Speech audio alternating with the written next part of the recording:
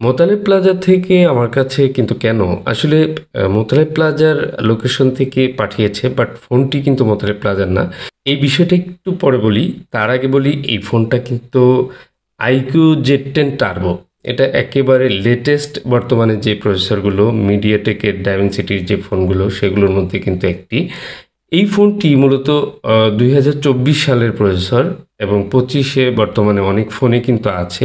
আর এই মডেলের CPU রিবলিংয়ের video কিন্তু আমি পাইনি, একটাও নেই। আমি ইউটিউবে অনেক খুঁজলাম যে একটা ভিডিও পাওয়া যায় কিনা, বাট পাইনি। ভাবলাম যে এবার আপনাদের সাথে তো এই ভিডিওটা শেয়ার করাই যায়, এটা একটা ইন্টারেস্টিং বিষয়।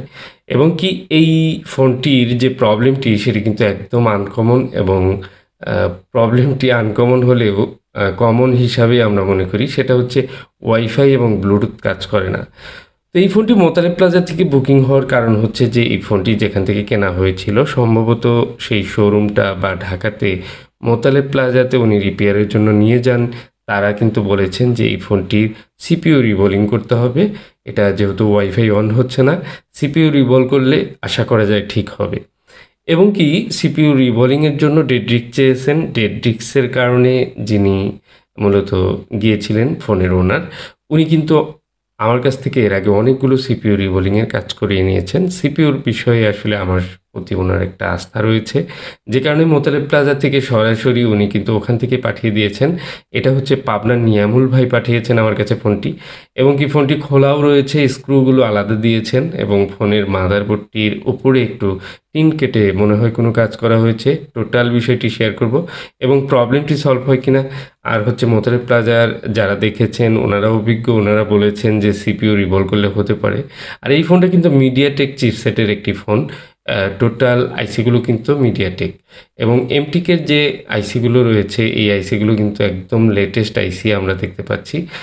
কারণ এখানে যে পাওয়ার আইসি থেকে শুরু করে অন্যান্য যে সব আইসি আছে, এপিটি আইসি বা অন্যান্য আইসিগুলো নেটওয়ার্কের অনেক আইসি কিন্তু মিডিয়াটেকের আইসি, নতুন ভার্সনের আইসি, নতুন যুগের আইসি আর কি এক কথায়। আর মিডিয়াটেক ডায়মেনসিটির 8400 এই প্রসেসরটি একবারে লেটেস্ট 2025 সালে অনেক ফোনে কিন্তু ইউজ করা হয়েছে, আমরা হয়তো সামনে পাবো। এটা হচ্ছে যেমন পোকো X7 Pro 5G এই ফোনটাতে ইউজ করা হয়েছে, এবং রিয়েলমি GT70 এই ফোনটাতেও কিন্তু এই প্রসেসরটি ইউজ করা হয়েছে। শাওমি 15T এই ফোনটাতে ইউজ করা হয়েছে, এবং শাওমি রেডমি টার্বো 4 এই ফোনটাতেও কিন্তু এই প্রসেসরটি ইউজ করা হয়েছে। এরকম অনেক ফোন রয়েছে, যেমন আইকিউ জেড 10 টার্বো এই প্রসেসরটিও কিন্তু এই ফোনটাতে ইউজ করা হয়েছে। ভিভো ফোনে রয়েছে ভিভো Y300 GT, এই ফোনটাতে এই প্রসেসর ইউজ করা হয়েছে। এরকম অনেক ফোন রয়েছে, রিয়েলমি নিও 7 SE, আরও অন্যান্য অনেক ফোন রয়েছে যেগুলো বিভিন্ন ব্র্যান্ডের ফোনে এই প্রসেসরটি কিন্তু ইউজ করা হচ্ছে। তো অ্যাকচুয়ালি এই প্রসেসরটি কি প্রবলেম হচ্ছে, বা এই প্রসেসর থেকে কি ওয়াইফাই প্রবলেম হতে পারে, এই বিষয়টি আজকে জানবো। এবং কি প্রসেসর রিবোলিংয়ের জন্য যেহেতু পাঠিয়েছেন, আমি চেষ্টা করব প্রসেসরটি রিবোলিং করতে। আর যেহেতু মোতালেব প্লাজাতে রিস্ক চেয়েছে, আমিও কিন্তু রিস্কের কথা বলবো যে এই ফোনটার যেহেতু নতুন একটি প্রসেসর রিবোলিং করতে গিয়ে কিন্তু ফোনটা ডেড হতেই পারে। তো তারপরেও ডেড হলেও উনি আমার কাছে পাঠিয়েছেন বা আমাকে দিয়ে করাবেন, ডেড রিস্ক উনি দিয়েছেন। বাট আমি চেষ্টা করব সর্বোচ্চ সুন্দরভাবে কাজটি করার। দেখুন, এটা হচ্ছে সবুজ কালারের বোর্ড, মানে এই মাদারবোর্ডটাতে আমরা কাজ করতে গিয়ে অনেক ভয় পাই। এর কারণ হচ্ছে এই বোর্ডটা কিন্তু ফুলে যায়। তো যা হোক, আর দেরি না করে চলুন সিপিইউ রিভলের জন্য প্রস্তুতি নেই, এবং সিপিইউ রিভল করার জন্য উপরে যে কপারের পেপারটি থাকে সেটা একটু করে কেটে নেব, এবং কি এই ফোনটি সিপিইউ রিবোলিং করার যে প্রসেসগুলো সম্পূর্ণ শেয়ার করব আপনাদের সাথে। আশা করি ভিডিওটি অনেক এনজয় করবেন এবং সম্পূর্ণ ভিডিওটি দেখবেন। তো সামনের দিকে যে ফোনগুলো আসছে মূলত মিডিয়াটেক ডায়মেনসিটি বা মিডিয়াটেক ফোনগুলোতে ওয়াইফাই প্রবলেম আমি অ্যাভেলেবল পাইনি, কারণ কোয়ালকম হলে সেটি একটি কথা ছিল। কোয়ালকমের যে 888-এর প্রসেসরগুলো ম্যাক্সিমাম প্রসেসরে কিন্তু ওয়াইফাই প্রবলেম হয়ে থাকে। আর এই ফোনটাতে যে প্রসেসরের অবস্থা দেখতে পাচ্ছি, দেখতে কিন্তু একেবারে ওই রকমই 888-এর যে কোয়ালকমের প্রসেসরগুলো রয়েছে সেরকম প্রসেসরগুলোর মতোই কিন্তু দেখতে মনে হচ্ছে, এবং র্যাম এবং প্রসেসর বিশাল বড় একটি প্রসেসর মনে হচ্ছে। আমি আপনাদের দেখানোর চেষ্টা করব মাইক্রোস্কোপে। তার আগে একটু পরিষ্কার করে নিচ্ছি প্রসেসরের পাশে, এবং র্যামের সাইডে অনেক সময় থার্মাল পেস্ট লেগে থাকে, এগুলো একটু পরিষ্কার করে নিতে হয়। তো দেখুন, এখানে হচ্ছে সিপিইউর উপরে যে টাইপের র্যাম ব্যবহার করা হয়ে থাকে 888-এর সেম একই টাইপের র্যাম মনে হচ্ছে। তো আমি এরপরেও সুন্দর করে দেখে নিচ্ছি সব কিছু ঠিকঠাক মতো, এবং এটা পেস্টিং আইসি কিনা আমার একটু সন্দেহ লাগছে, মনে হচ্ছে যে এটা কোনো পেস্ট নেই। আরেকটা বিষয়, সবুজ কালারের এই মাদারবোর্ডগুলোতে পেস্ট থাকলে একটু চিন্তার বিষয়। এত বড় প্রসেসর রিমুভ করতে গেলে কিন্তু হিটটা একটু বেশি লাগে, এবং হিট দিয়ে কাজ করার সময় অনেক সময় দেখা যায় যখন আইসিটা ঠিকমতো উঠতে চায় না, তখন কিন্তু জোরে প্রেসার দিলে নিচ থেকে লাইনও উঠে যায়, এবং এই ভয়গুলো থাকে। হয় মাদারবোর্ড ফুলে যাবে, অথবা আইসি খারাপ হয়ে যাবে, এরকম ভয় নিয়ে কিন্তু কাজ করতে হয়।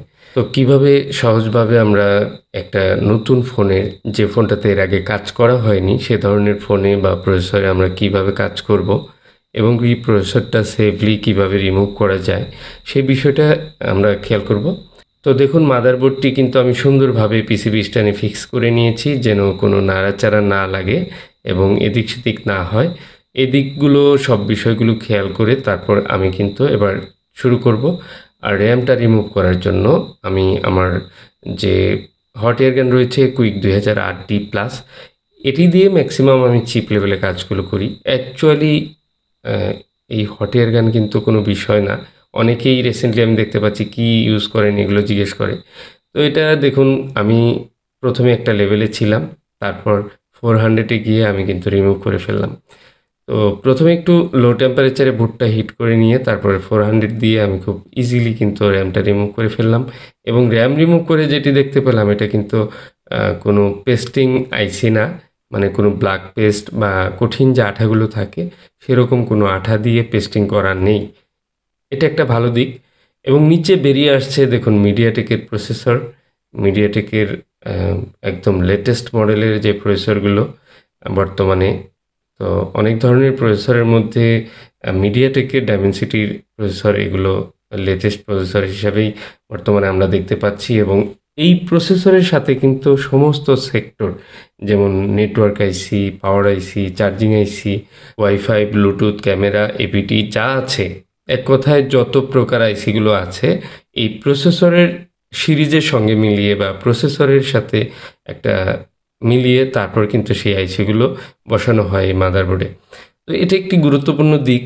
যেহেতু প্রসেসর লেটেস্ট, তো অন্যান্য আইসিগুলো লেটেস্ট হবে, এটাই স্বাভাবিক বর্তমানে 5G ফোনের ক্ষেত্রে। এবং 5G ফোন বা লেটেস্ট ফোনগুলোর যে সিরিজ রয়েছে আলাদা আলাদা ভার্সন, একটার পর একটা যখন নতুন প্রসেসর বেরোচ্ছে, আইসিগুলোও কিন্তু চেঞ্জ হয়ে যাচ্ছে। আরেকটা বিষয়, মিডিয়াটেকের এই নতুন যে প্রসেসরটি, এই প্রসেসরের যে পাওয়ার আইসি বা অন্যান্য আইসিগুলো, এগুলো কিন্তু অ্যাভেলেবেল পাচ্ছি না। আর এত তাড়াতাড়ি বাজারে আসারও কথা না, যেহেতু 25 সালের ফোনগুলোতে এই প্রসেসরগুলো বা এই আইসিগুলো ইনস্টল হয়েছে, এবং কি এই ফোনগুলোর আইসি আসতে হয়তো আরও কিছুদিন সময় লাগবে। এরপরেও আমরা কি ফোনে এই আইসিগুলো ব্যবহার হয়েছে সেগুলো কিন্তু বের করে আমরা কিন্তু অনেক সময় অনেক আইসি কালেক্ট করে কাজ করতে পারি।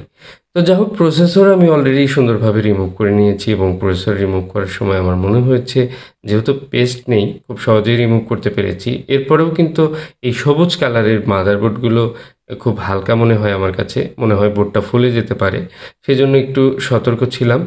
এবং কি কিছু এনসি লাইনও উঠে গেছে আমি দেখতে পাচ্ছি, কোনো টেনশনের কারণ নেই, এবং প্রসেসরটি অনেক বিশাল। এবং আরও কিছু গুরুত্বপূর্ণ বিষয় রয়েছে, সেটা হচ্ছে যে এই প্রসেসরের নিচে যে ক্যাপগুলো, তো এগুলো রেখে প্রথমে আর কি রিবোলিংয়ের চেষ্টা করব। আর এগুলো রেখে রিবোলিংয়ের চেষ্টা করব বলতে, এটার স্টেনসিল আছে কিনা আমার জানা নেই, আমি খুঁজে দেখব। কারণ অনেক সময় অনেক স্টেনসিল আমাদের যে আরেকটা শপ রয়েছে, সেকেন্ড শপ রানা টেলিকম 2, সেখানে কিন্তু বিভিন্ন ধরনের পার্টস এবং অ্যাক্সেসরিজ এবং টুলসের অনেক কিছু পাওয়া যায়। সেগুলো আমরা আসলে কালেক্ট করে থাকি, ওখানে আমার ছোটো ভাই আছে। তো আমি দেখব যে পাওয়া যায় কিনা, বা লেটেস্ট কোনো প্লেট আসছে কিনা মিডিয়াটেকের। যদি আসে তাহলে হয়তো সেখান থেকে আমি কালেক্ট করে আইসিটা রিভলভ করব। আমি খুব সুন্দরভাবে আগে পরিষ্কার করে নিলাম এবং ক্যাপগুলো রেখেই করলাম। তো এবার আমি র্যামটাও ক্লিন করে নেব। র্যাম অলরেডি এমনিতেই মোটামুটি ক্লিন রয়েছে, কারণ যখন র্যামটা আমি রিমুভ করেছি তখন কিন্তু ম্যাক্সিমাম বলগুলো সিপিউর সঙ্গে রয়ে গেছে। আর একটা খুবই অপটিমাল একটি মুডে কিন্তু আমি আইসিগুলো রিমুভ করেছি, মানে যেন আইসির ক্ষতি না হয়, আবার আইসি অতিরিক্ত মেল্ট হয়ে বোর্ড ফুলে না যায় বা আইসি কোনো সমস্যা না হয়। আবার লো টেম্পারেচারে আইসি রিমুভ করতে গেলে অনেক সময় দেখা যায় যে আইসি কিন্তু খারাপ হয়ে যেতে পারে, মানে বাঁকা হয়ে বা নিচ থেকে লাইন উঠে যাওয়া এ ধরনের অনেক সমস্যা হতে পারে। তো চেষ্টা করেছি সুন্দরভাবে সময় নিয়ে একটা স্মুথলি কাজটি করার, কারণ ডেড রিস্ক নেওয়া থাকলে ওই ফোনটি যেন ডেড না হয়। আর নতুন একটা মডেলের কাজ নতুনভাবে করতে গেলে অবশ্যই একটু সময় নিয়ে ভেবেচিন্তে কাজটি করলে সাকসেস হওয়ার সম্ভাবনা থাকে বা কোনো ধরনের প্রবলেম না হওয়ার সম্ভাবনা থাকে। তো প্রবলেম যেন না হয় সেদিকে খেয়াল করেই কিন্তু আমাদের প্রতিটা কাজ করা উচিত। তো এটাই হচ্ছে প্রসেসর, সেই Dimensity 8400। তো দুঃখের বিষয় যে আমি এই প্রসেসরের যে স্টেনসিল সেটি কিন্তু পাইনি এবং কি এখনো পর্যন্ত আসেনি। আর শুধুমাত্র একটাই রিভল করা যাবে, এই প্রসেসরটাই রিভল করা যাবে এরকম স্টেনসিল বের হয়েছে, মানে হয়তোবা চলে আসবে আমাদের কাছে। তো যাই হোক, আসলে প্রসেসরটা রিভল করার জন্য আমি চেয়েছিলাম ক্যাপগুলো রেখে, কিন্তু সেটা সম্ভব হলো না যেহেতু ইউনিভার্সাল প্লেট দিয়ে রিভল করব। তো ক্যাপগুলো ম্যাক্সিমাম সবাই কিন্তু ফেলেই দেয়, আমি রাখার জন্য চেষ্টা করি। আর এই আইসিটা পরিষ্কার করার সময় ক্যাপগুলো আসলে ঝামেলা করে, ফেলে দিয়ে তারপর সুন্দর করে ক্লিন করা যায়। আমি অনেক কষ্ট হলেও দেখা যায় যে সিপিইউর নিচে যে ক্যাপগুলো থাকে এগুলো কিন্তু রেখেই কাজ করি ম্যাক্সিমাম। তো যাই হোক, এখানে ইউভি অ্যাপ্লাই করতে হবে, কারণ মাস্টার যে রিভল প্লেটটা সেটা এখানে বসালে এই ক্যাপের যে লাইনগুলো এগুলোতে কিন্তু বলগুলো আটকে যাবে এবং এলোমেলো যে সিরিয়াল রয়েছে সেই সিরিয়ালের সঙ্গে কিন্তু এলোমেলো হয়ে যাবে এবং কোনো কোনো জায়গায় দুটি বল একত্রে অ্যাড হয়ে যাবে। তার চেয়ে বরং এটা ইউভি দিয়ে ঢেকে দিলে কোনো ঝামেলা হবে না, সুন্দরভাবে রিভল করে নেওয়া যাবে। তো ইউভি অ্যাপ্লাই করার পরে আমি একটু 11 নাম্বার ব্লেড দিয়ে হালকা একটু স্ক্র্যাচ করে নিচ্ছি, মানে হচ্ছে কোথাও ইউভি মোটা আছে কিনা, অতিরিক্ত উঁচু হয়ে আছে কিনা সেটা কিন্তু দেখে নিচ্ছি। কারণ হচ্ছে রিভলিং যেন 100-100 হয়, কারণ মাস্টার রিভলিং প্লেট দিয়ে রিভল করা এক চান্সে করতে পারলে ভালো। তো আমি এখন টুলের যে কিটটা সেটা ব্যবহার করব। এখানে ম্যাগনেট রয়েছে এবং এখানে এই কিটের সঙ্গে একটা সুন্দর একটা চামচের মতো দিয়েছে পেস্ট লাগানোর জন্য। তো আজকেই প্রথম ইউজ করছি এটা এবং নতুন একটি প্রসেসর, নতুন একটি ভাইব দিবে আশা করি। সুন্দরভাবে আমি পেস্ট লাগিয়ে দিচ্ছি। তো আসলে আমার কাছে অতটা কমফোর্টেবল মনে হচ্ছে না, কারণ হচ্ছে এই পেস্ট লাগানোর কাজটা আমি অন্য একটা টুলসের মাধ্যমে বা একটা কিটের মাধ্যমে করে থাকি এবং এখানে যেটা দেওয়া হয়েছে এটাও ভালো, বাট পেস্টের উপর নির্ভর করে এবং কি পেস্টটা সুন্দরভাবে আগে তৈরি করে নিতে হবে, এরপর বেশি করে লাগিয়ে তারপর টান দিলে আমার মনে হয় কাজটা ভালো হবে এবং খুব অল্প সময়ের মধ্যে পেস্ট লাগানো হয়ে যাবে। যাই হোক, আমি সম্পূর্ণ ভরে দিয়েছি। প্রত্যেকটি ফুটোতে ঠিকঠাক মতো যেন পেস্ট যায় এদিকে খেয়াল রেখে কিন্তু এই ইউনিভার্সাল প্লেটগুলো দিয়ে আমরা যে কোনো আইসি, ম্যাক্সিমাম আইসিগুলো কিন্তু রিভলভ করা সম্ভব। তো আইসি রিভলের জন্য বারবার পেস্ট লাগানো যাবে না ইউনিভার্সালে, কারণ কোনো কোনো বল যেগুলো এনসি আর কি, যেখানে বল নেই সেই জায়গাগুলো বেরিয়ে আসে বলগুলো। আমি পরিষ্কার করে নেব, রিবোলিং শেষ। পরিষ্কার করে ভালোভাবে ওয়াশ করে তারপর কিন্তু এই প্রসেসরটি আমি ইনস্টল করার জন্য রেডি করে ফেলব। সবচেয়ে বড় কথা হচ্ছে ডাইমেনসিটির এই প্রসেসরটি ওয়াইফাই প্রবলেম সলভ করবে কিনা আমার বিশ্বাস হয় না, কারণ মিডিয়াটেকের ফোনগুলোতে এই ধরনের প্রবলেম হয় না। যেমন কমন কিছু বিষয় আছে, কোয়ালকমের কিছু প্রসেসর থেকে আপনার নেটওয়ার্ক বা আইএমইআই চলে যায়, বেসব্যান্ড টানানো হয়, এ ধরনের সমস্যাগুলো হয়। কিন্তু মিডিয়াটেকে কিন্তু সচরাচর এই সমস্যাগুলো হয় না। সেটা হয়তো আরএফ থেকে হতে পারে, ভিন্ন বিষয়। কিন্তু এই ফোনটিতে নতুন একটি প্রসেসর, মোটামুটি আমার আগেও যারা দেখেছেন মোতালেব প্লাজাতে তারাও তো দক্ষ কম না। তারা যেহেতু প্রসেসর রিভলের কথা বলেছেন আর ফোনটা যে পাঠিয়েছে বা যার ফোন উনিও কিন্তু প্রসেসর রিভল করার জন্যই আমার কাছে দিয়েছেন। তো আমি প্রসেসর রিভল বাদ দিয়ে অন্য কোথাও কাজ করলে হয়তো বলবেন যে প্রসেসরটা রিভল করতে হয়তো ঠিক হতেও পারতো। তো এই জন্য আমি সরাসরি প্রসেসরটাই রিভল করব, কারণ সুযোগ আমি হাতছাড়া করতে চাই না। নতুন একটা প্রসেসরের কাজ আপনাদের দেখানোর সুযোগটাও আপনাদেরকেও নিয়ে কিন্তু আমি এই ভিডিওটা শেয়ার করছি এবং আপনাদেরও হয়তো ভালো লাগবে ইউটিউবে এই মডেলের প্রসেসরের ভিডিও কিন্তু আমি পাইনি। আশা করি আমার ভিডিওটা একটা নতুন পথ উন্মোচন করবে, অনেক টেকনিশিয়ানদের হেল্প হবে এই ভিডিও থেকে। তো যাই হোক, এবার আমি কিন্তু সুন্দর করে সিপিইউ ইনস্টল শেষে র্যামটা ইনস্টল করছি। র্যাম বসিয়ে দেওয়ার পর র্যাম এবং সিপিইউ এগুলো কিন্তু ঠিকঠাক পজিশন দেখে তারপর বসাতে হবে। একটু এদিক সেদিক হলেই কিন্তু ফোনটা অন হবে না বা সমস্যা হবে।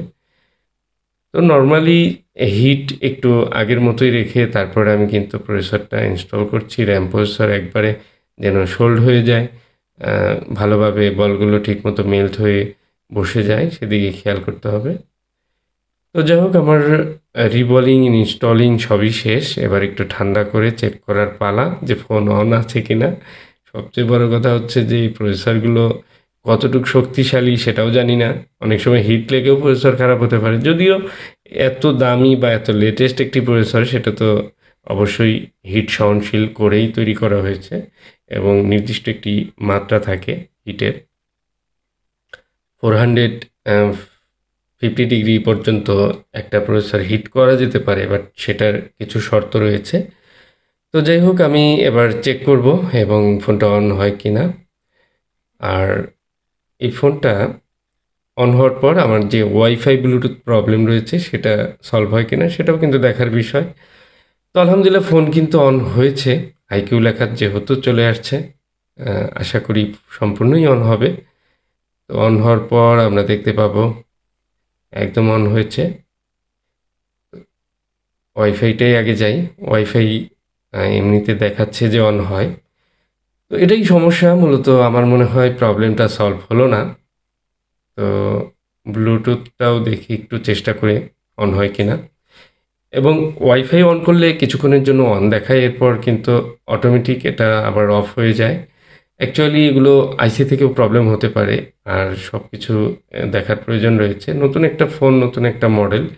তো প্রসেসর রিবলিং এটা একটা এক্সপেরিমেন্ট ছিল যে আসলে হয় কিনা। দেখুন মডেলটা আইকিউ Z10 টার্বো।